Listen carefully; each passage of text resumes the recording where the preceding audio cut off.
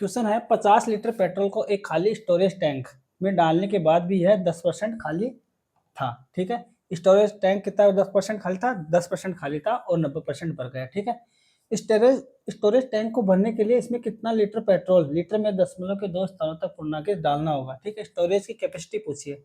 अपन मान लेते हैं स्टोरेज की कैपेसिटी कितनी है, टोटल कैपेसिटी 100% है और ये क्या कह रहा है 50 लीटर पेट्रोल डालने के बाद वह 10% खाली रह जाता है। कितना खाली रह जाता है, 10%। वो क्या बोल रहा है 10% खाली रह जाता है। 10% खाली रह जाता है मतलब 90% तो बढ़ जाता है। 90% क्या बढ़ जाता है, 90% बढ़ जाता है स्टोरेज से। ठीक है, और कितना डाला था अपने 50 लीटर, 90% बढ़ जाता है किसी वजह से 50 लीटर डालने पर बढ़ जाता है।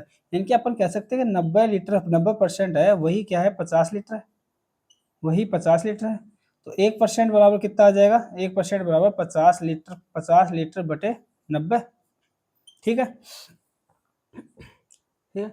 और अपने को क्या पूछा है इसने, स्टोरेज को भरने के में इसे कितना पेट्रोल लगेगा, मतलब कितना पेट्रोल लीटर में डालना होगा ये पूछा है। स्टोरेज की कैपेसिटी 100% है, 1% की वैल्यू इतने लीटर है, तो 100% की वैल्यू कितनी हो जाएगी, 100 से गुणा कर दे दोनों साइड में, तो 100% बराबर आ जाएगा 50/90 इंटू 100।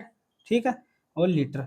अब इसको सोल्व कर लेते हैं, ये बिंदु से ये बिंदु चल जाएगी और इसकी वैल्यू कितनी आ जाएगी 500/9 लीटर।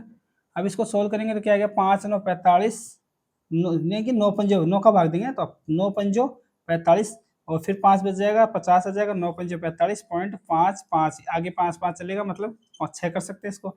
ये लीटर आ गई कैपेसिटी। ठीक है, यानी कि ऑप्शन इस 100% स्टोरेज की कैपेसिटी आ गई 55.56 लीटर, यानी कि ऑप्शन नंबर डी आ जाएगा इसका आंसर। ठीक है।